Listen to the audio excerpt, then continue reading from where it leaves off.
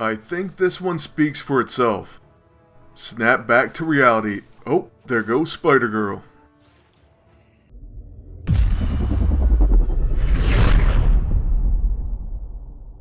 What is up, YouTube? It's Kingfisher745, and welcome to episode 66 of All Hail the King. In this episode, we're going to check out a few team-ups for Spider-Girl, and these are just a few of the possible team-ups. I mean, after all, half the characters in the game are now Spider-related. Okay, that's a bit of an exaggeration, but there are plenty to choose from. Now, before we get started, I want to invite you to check out the From the Helicarrier podcast at www.thehelicarrier.com. I will also place a link to this podcast in the description below. For our first match, which is already underway, we're using Anti-Venom, and he's going to be a great team up for not only Spider-Girl, but the Arania set. The reason for this is because he has webbing and opportunist, and overall he's just a great character. By the way, my agent also has the Grace Note, which I will take a look at by itself in a future video. In that one we'll ultimately see if this weapon's worth buying. But for now it does a pretty good job, especially with Anti-Venom and Spider-Girl. The other set piece that I'm using with it are the webbed gloves, which I was lucky enough to win. And then I'm using the blaster safeguard suit because I can apply stagger to the enemy.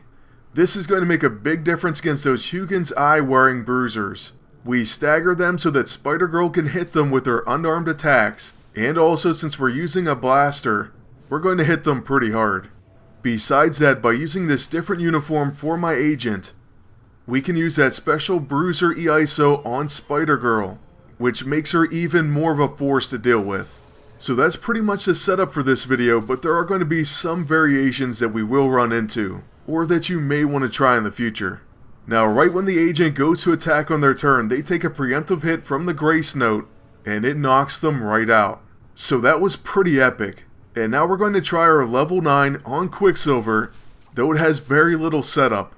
Even still, we knock most of his HP out, and now he's dangerously close to death. Plus, every time he hits Spider-Girl, he gets his energy absorbed.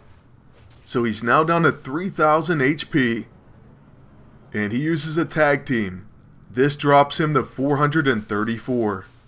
Also, notice that Spider-Girl's taking very little damage. This is because she's been building up a lot of defense. So after Quicksilver knocks himself out, we're going to set up Star-Lord for hopefully a big finish. First, our webbed gloves. And then after that quick action, we're going to use a Light Fantastic to heal and protect our team. By protect, I mean from mirror reality. So now on Star-Lord's turn, he's going to take a preemptive Grace Note, and this leaves him barely clinging on to life. So if he makes it through, we're going to pass with Anti-Venom, and we'll use Spider-Girl's level 9. Snap back to reality. This should be another pretty amazing hit. Unfortunately, it doesn't crit. That's how the first one's going to end, so moving on to the second team up. This time we're using Spider-Man 2099. They both can web, flank, and they both have very hard-hitting level 9s. That definitely has me looking forward to some really big knockouts. Fortunately, my agent's going first, but they don't even have the Huygens Eye.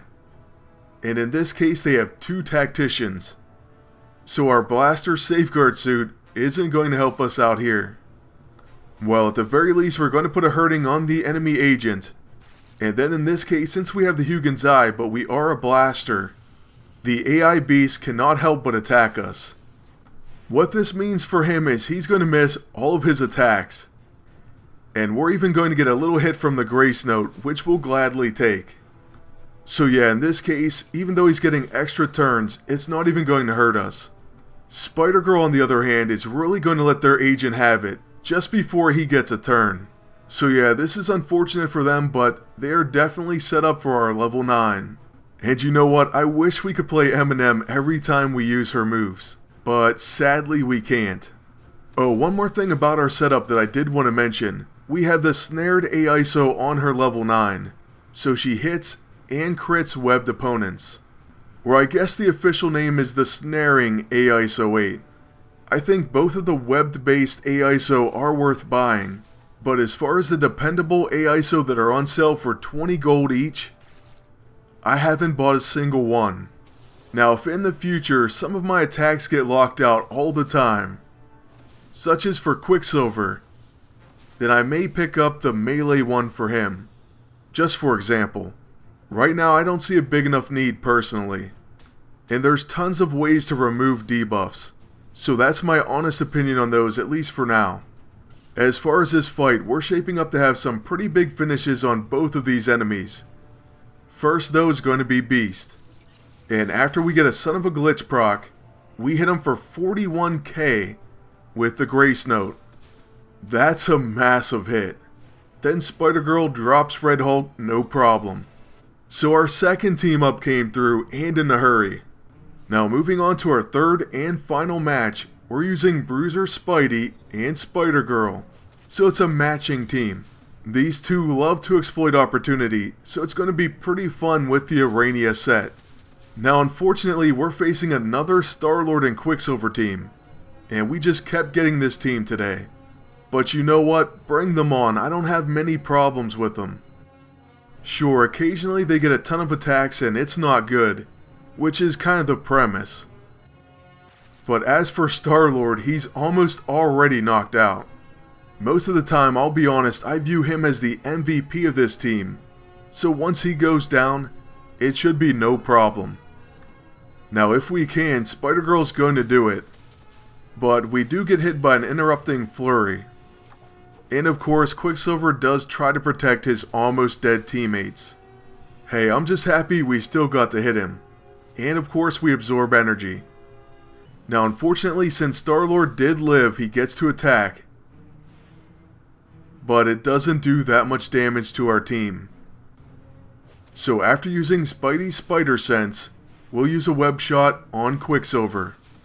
He apparently wants to keep protecting his friend, which is what he's designed to do. But he's taking absorb energy every time he counters.